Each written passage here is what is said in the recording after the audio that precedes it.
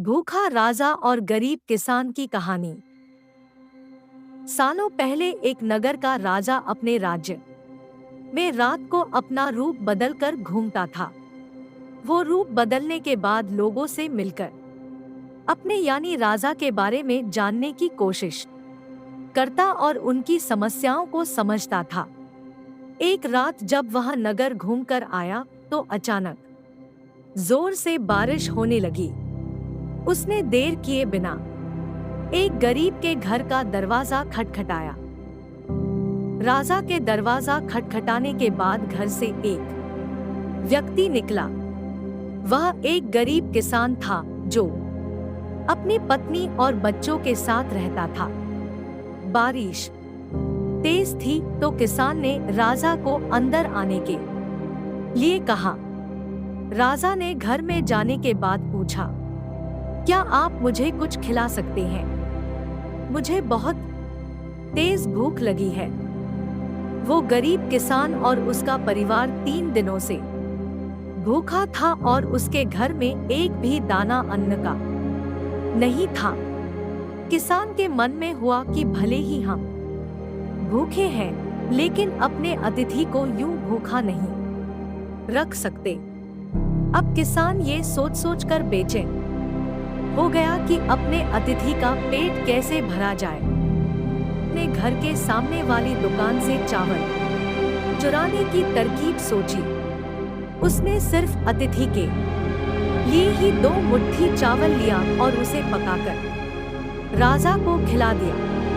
तब तक बारिश रुक गई थी और राजा अपने घर चला गया। दूसरे दिन दुकान का मालिक अनाज की चोरी की शिकायत लेकर राजा के पास पहुंचा। राजा ने दुकान के मालिक और उस गरीब किसान को अपनी सभा में प्रस्तुत होने का आदेश दिया।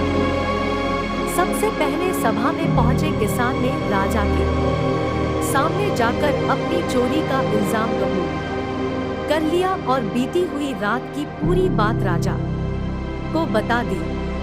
किसान राजा से कहता है कि मैंने चोरी की, लेकिन मेरे परिवार ने उस अनाज का एक निवाला भी नहीं खाया। गरीब किसान की बातें सुनकर राजा बहुत दुखी हुआ और उसने किसान को बताया कि अतिथि के रूप में मैं स्वयं तुम्हारे घर आया था।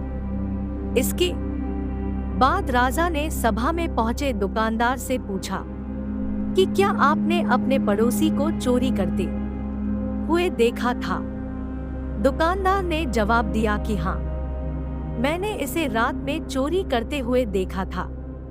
दुकानदार की बात सुनने के बाद राजा कहता है कि इस चोरी के लिए मैं पहले जिम्मेदार हूँ और फिर दूसरा तुम हो, क्योंकि तुमने अपने पड़ोसी को अनाज की चोरी करते हुए देखा, मगर कभी उसके भूखे परिवार को नहीं देखा।